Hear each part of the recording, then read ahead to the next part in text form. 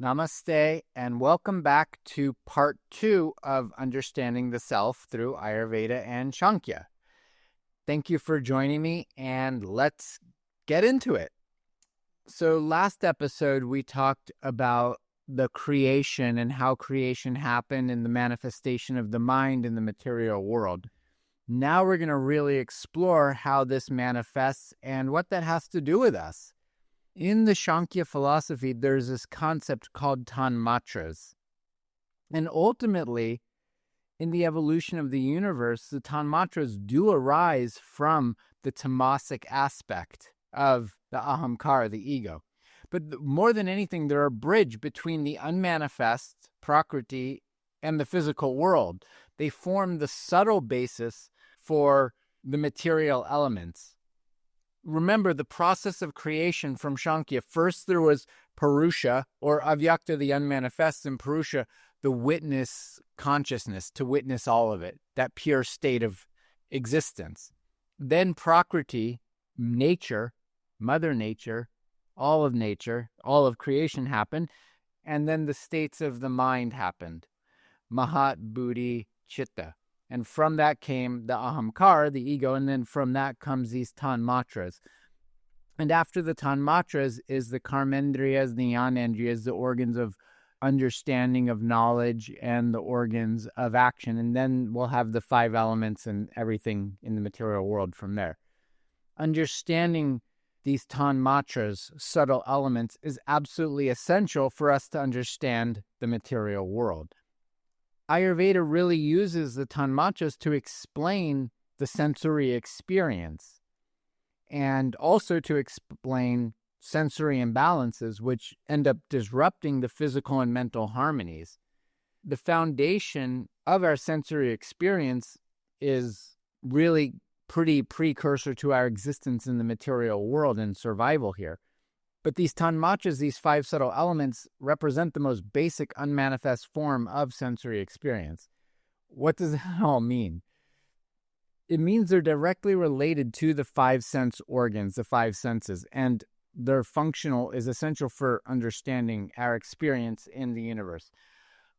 Looking at the Sanskrit word tanmatra, it comes from 2 other words, tat or tan, that supreme thing, and matra, essence, or to measure. The essence of that thing, the essence of what that is, or only that thing. So the tanmatra represents the pure undifferentiated essence of any sensory experience or perception, which is sound, touch, form, taste, and smell. These aren't physical entities. They're subtle. They're a process. They're an unmanifest potential that precede the creation of the gross element. Let's look at that. Sound in Sanskrit is called shabd. And it represents the potential for an auditory perception or an auditory experience. And Ayurveda classifies this as coming through the ear and through the ether and air element. It's a subtle essence of sound or vibration. And it manifests through the akash, the ethers, and the air element. The sense organ that is associated with that is the ears, known as shravana, hearing, in Sanskrit. The characteristics of that shabd, of hearing, is the primordial vibration. Sound is the primordial vibration. In the beginning was the word. It was a sound. Om. It was considered the first form of perception in the whole creation process. It represents not just audible sound, but vibrational essence of existence. And in that, when we go to that, when we chant Om, when we listen to frequencies, different frequencies of music, or listen to the whales or the dolphins, they're vibrational. We auditorily perceive it, but it's vibrational. And in Ayurveda, when there's a disruption or a disorder to the sound perception, we do get imbalances in the ear, like tinnitus or hearing loss. And these are associated imbalances to the vata dosha, to the air and ether element, to the akash. Ayurveda tells us that there's so much therapeutic benefit in sound therapy, in gongs, in healing bowls, in these amazing sound rooms, and with chanting of mantras. These mantras are highly vibrational patterns that we use the sense organs to create that change our perception and our biology in the material world. After sound, then comes what's called sparsha, which is touch, and it represents the tactile perception. And that's associated with the skin. We can only feel through the skin, right? And the air element. The subtle essence of touch or tactile sensation happens through the air element and through the skin. This is the ability to perceive texture, temperature, pressure, and that includes the experience of movement and flow, which air is inherently mobile. It's responsible for. And based on our likes and dislikes, we like a certain type of touch, a certain type of pressure. We prefer hot, cold. We come up with these different preferences. In Ayurveda, when there's an imbalance to the vata dosha, to the air element, to the perception of touch, which ultimately governs our motion and sensitivity, we can become actually like physiologically numb, or we can become hypersensitive to things. That's both a physical and an experiential situation. Ayurveda likes things like abhyanga, the oil massage, or marma, touch therapy, where the sound is through mantras and healing vibrations. The touch is balanced through touch, through other people's touch. We can do our own abhyanga massage, but through the skin, through experiencing that. The next of the Tanmatras is vision, is rupa, is sight. It represents the visual perception and what's necessary to see something. We need light. So it was represented by the fire element, the Agni. It's the subtle essence of form, of color, of visual perception, and that's through the eyes. And through this, we can perceive shapes, color, light. It's directly connected to our transformation. It's the fire of transformation. And when we see something that's beautiful, it transforms us in some way. When we see things that are not so beautiful, even that transforms us in some way. Light is transformative. Perception of the material world is transformative. And when that fire is too high, when there's a disruption in that, there's visual disorders, poor eyesight or inflammation of the eyes, things like this. And Ayurveda gives amazing treatments, like eye treatments. They give eye baths and cooling cucumbers on the eyes and fun things like that, even tea bags to cool when there's inflammation. After that visual perception comes rasa, which is taste. And this is the perception of taste on the tongue via the water element. The subtle essence of taste or flavor is water, and it's through the tongue. And rasa, it encompasses all taste experiences, the 6 tastes: sweet, sour, salty, pungent, bitter, and astringent. It experiences all 6 tastes, and it reflects cohesion and fluidity. Water is cohesion or fluidity. As water is the medium through which taste is perceived, we also want to make sure that the water we're putting in is pure. It's sattvic. In Ayurveda, when there's an imbalance to the water element that's governed by the kapha dosha, it disrupts our taste perception. We can lose our taste. We can lose or alter the taste sensation. And that even can lead to a loss of appetite. We saw this happening during the COVID pandemic. People were losing their taste, they were losing their appetite. Weird things happened to the sense perceptions, all of them really. And Ayurveda encourages the balance and reestablishment of the taste through some dietary adjustments, and especially using herbs. Ginger is really special. It's used to restore harmony to the rasa tanmatra, to the taste buds. It's beautiful. And then the final of the tanmatras is what's called gandha, which means smell. It's the olfactory perception, and it's associated with the nose and the earth element. I mean, after the rain, the earth smells amazing. It's such a beautiful experience, at least to me. Gandha represents the perception of senses from pleasant to unpleasant. And on some level, that's really good for us. If we smell beautiful fragrances versus toxic fragrances, we can use those sense perceptions to avoid danger. If there's a toxic waste spill or some chemical in the atmosphere, we want to go the other way. But we also want to stop and smell the roses. We want to take time to smell the roses. And the Gandha, the earth element, it means groundedness. So when it signifies the stability and groundedness inherent in the earth element, it's beautiful. I love the smell of the earth after a fresh rain. There's something so comforting about that.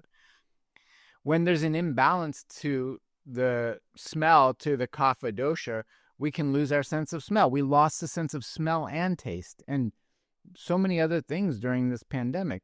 We can have a loss of smell. We can also have excess of mucus production through the nose. Ayurveda loves plants. Aromatherapy, it's the greatest treatment for the sense of smell. And there's nasya, there's medicated oils that we can put in our nose to reestablish that balance. So there's this interrelationship between the Tanmatras, these subtle forms, and the Jnanendriyas and the Karmendriyas and the Mahabhutas. The Jnanendriyas, the organs of perception, the actual sensory organs, and the organs of action, and the gross elements, the 5 great elements. The sensory organs perceive the Tanmatras, allowing the interaction with the physical world through the 5 elements. Like we were saying, the ears are perceiving sound, which originate from the Akash, like this. The application of the Tanmatras in Ayurveda, both in diagnostic and treating imbalances of the body and the mind. When there's an imbalance in the Tanmatras, it comes from sensory overload. And that's very easy to do in the modern world. Instagram, it's instant. I use Instagram. I don't like, these little fast posts, but it seems necessary. I like to write long articles that engage someone, but our attention span is greatly diminished. So there's sensory overload. And on the other end of that scale, there's sensory deprivation. Any trauma can disturb the balance of the Tanmatras that lead to both physical and psychological imbalances or disorders.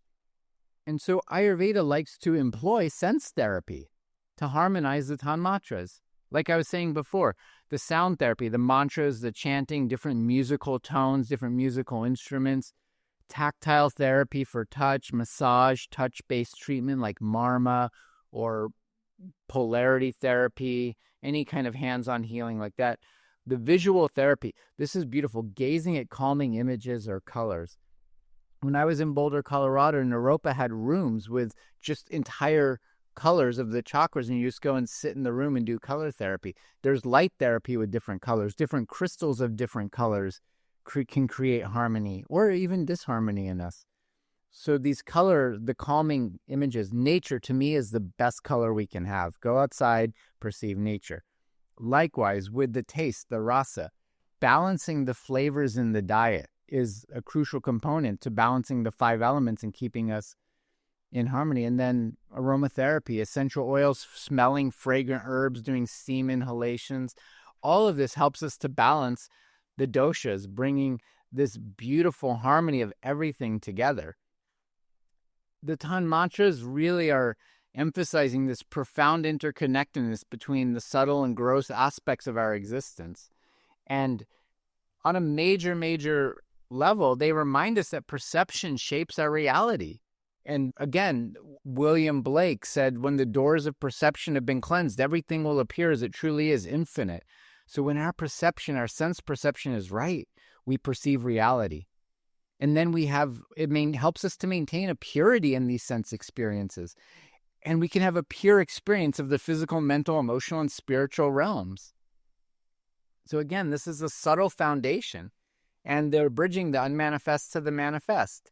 And that's our entire human experience through these things. These organs of perception that do this, the ears, the skin, the eyes, the tongue, the nose, Ayurveda gives us so many clear ways to balance these and maintain harmony in them on a daily basis, on a seasonal basis. And really, these are the pathways to life. These are the pathways to experiencing our external world. The Jnanendriyas, the organs of perception, means the knowledge of perception. Indriya, the sense organ or faculty, the organs of knowledge, instruments of perception.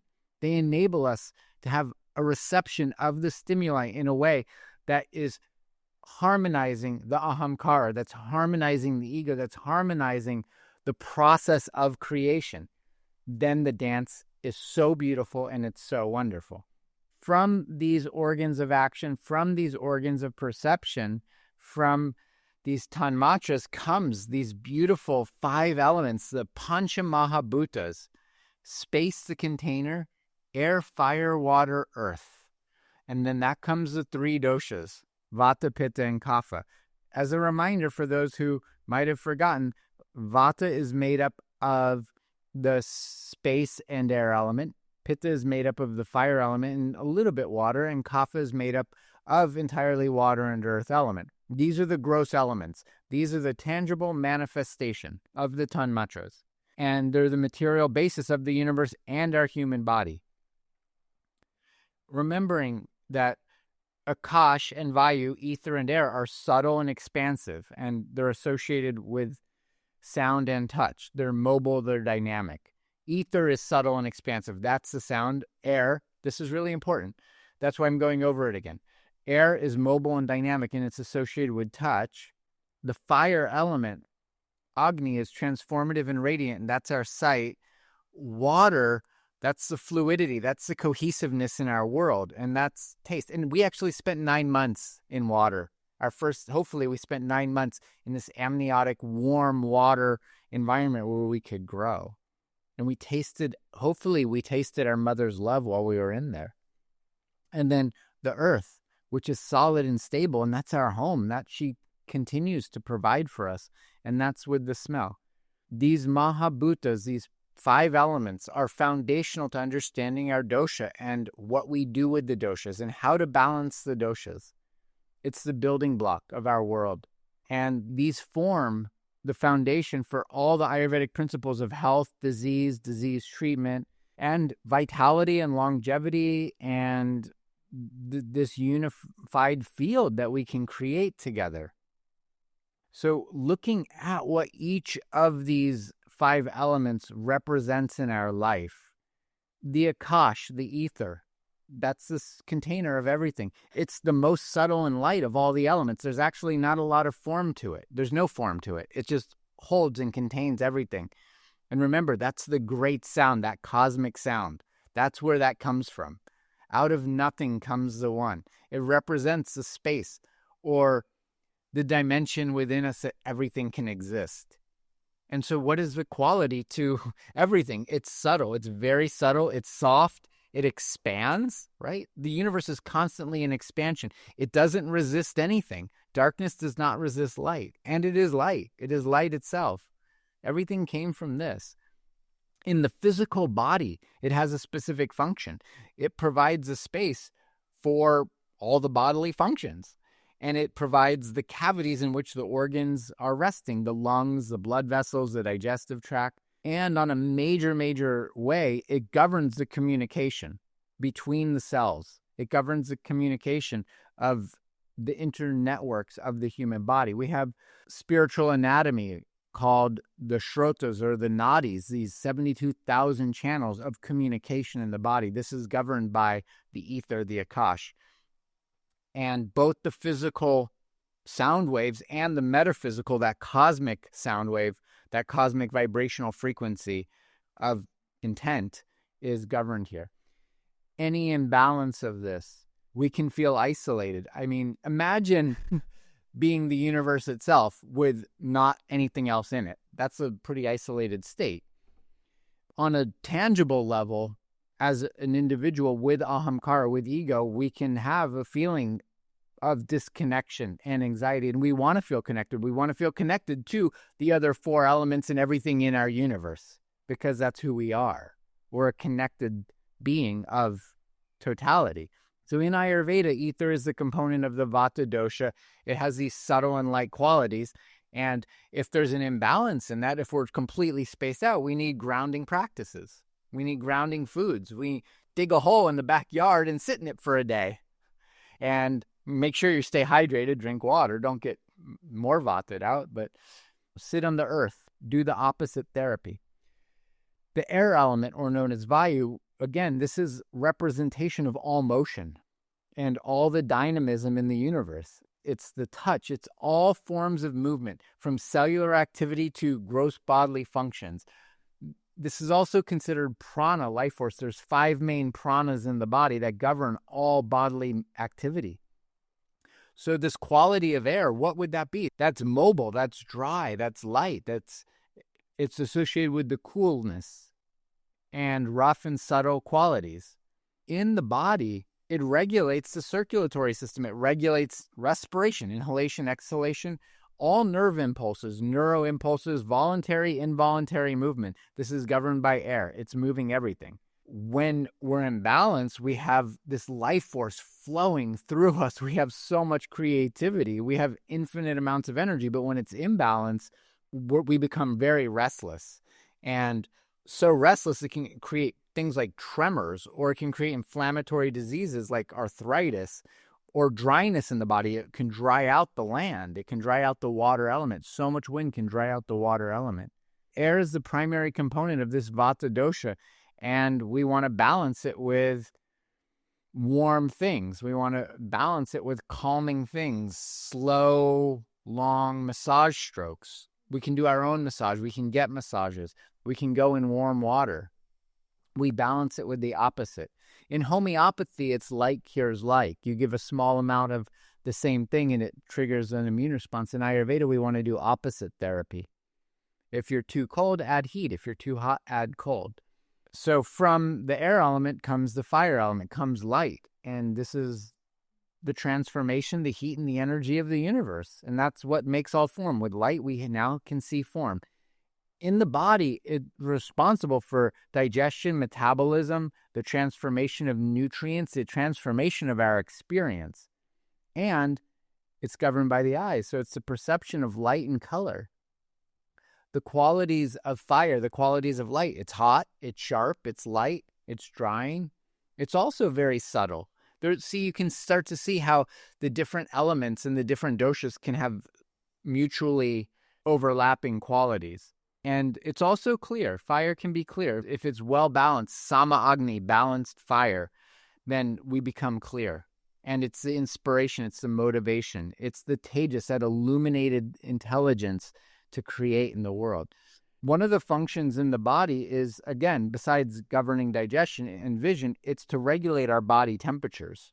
When there's too much or too little fire, we become too cold, too hot, things like this. But it's essential for the nutrient assimilation and life assimilation. So when it's imbalanced, we can have acidity, inflammation, irritability. Irritability and anger are very similar. We're not satisfied with life. We're not regulated in life for whatever reason. A deficiency in regulation of life experience leads to anger, leads to frustration, irritability. On a biological level, it leads to bad digestion, poor digestion, a lack of vitality. We're burning up the reserved energy in the body. And so for fire, if there's too much fire, we do cooling therapies, bathing in a cold river, a waterfall, the ocean, a cold bath, doing a cold shower, things like this. Most importantly, hydration. We can also use foods to pacify that excess of fire. We can do cucumber juice or eat cucumbers. We can have celery juice or eat celery, cooling foods to balance the fire. Then from fire, as the universe manifests, it becomes water. It starts becoming more fluid. Water is cohesive and it's nourishing. So now the universe can actually come into a real tangible form. Water is essential for maintaining life.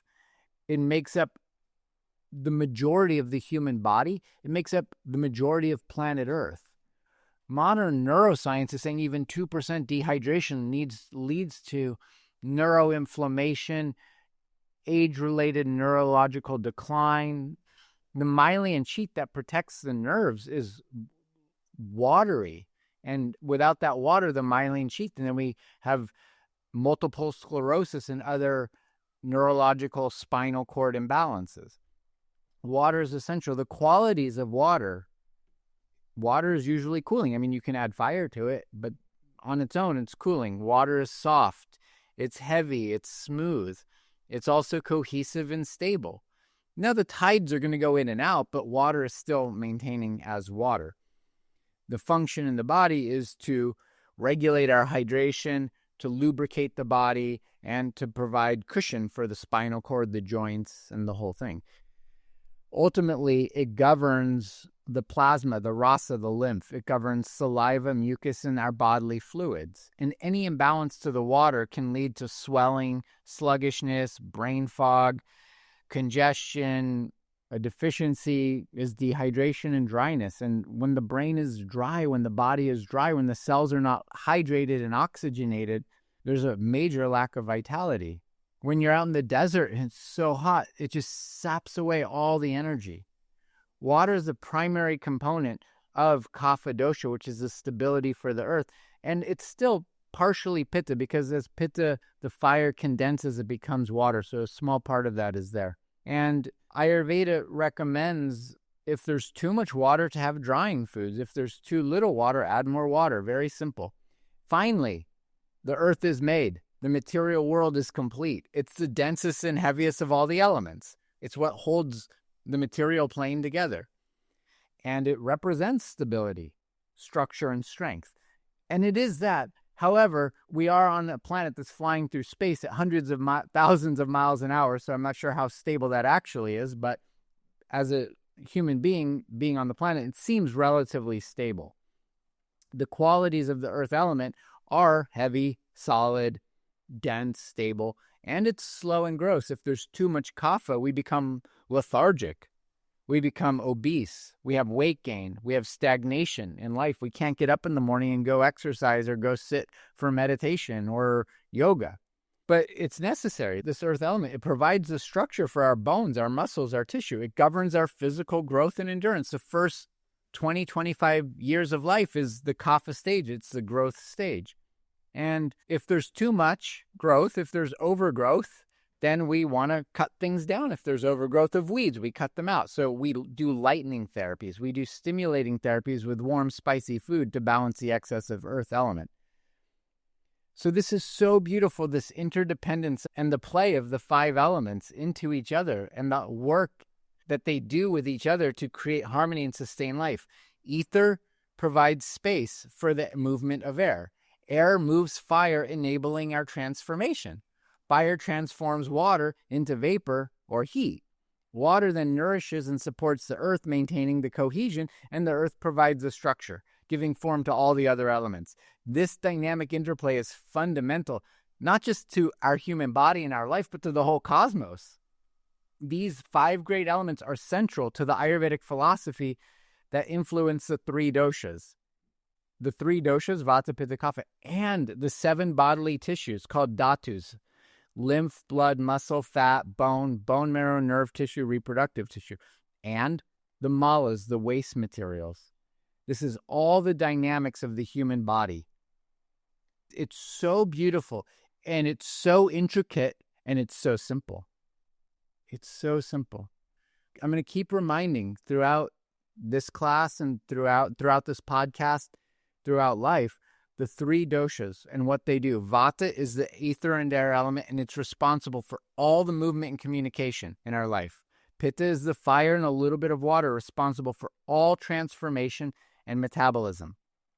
And kapha, the water and earth, responsible for the structure and lubrication.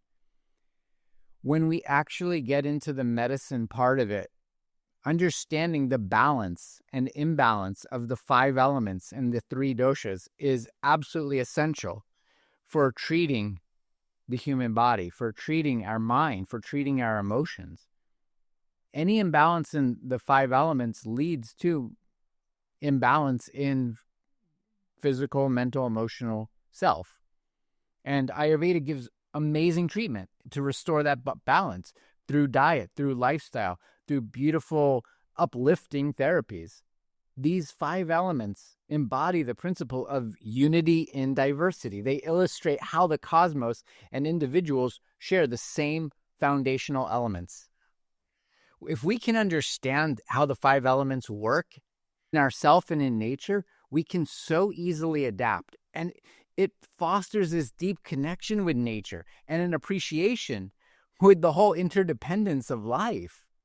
These 5 elements, it's the cornerstone of Sankhya, the knowledge of life, of Ayurveda, the knowledge of life, to know who we are. This is the building block of the universe. It's the building block of the human body. Understanding the quality and function in their interrelationships, we can achieve harmony within ourselves and in our environment. The application of this is the wisdom of Ayurveda. The application of this is the wisdom of life. And it's through this that all life is maintained, and through this all life is destroyed. Through the 5 elements, the 6 tastes, sweet, sour, salty, pungent, bitter, and astringent, arise, and 10 pairs of opposites, the 20 gunas. And Ayurveda gives a detailed explanation of this.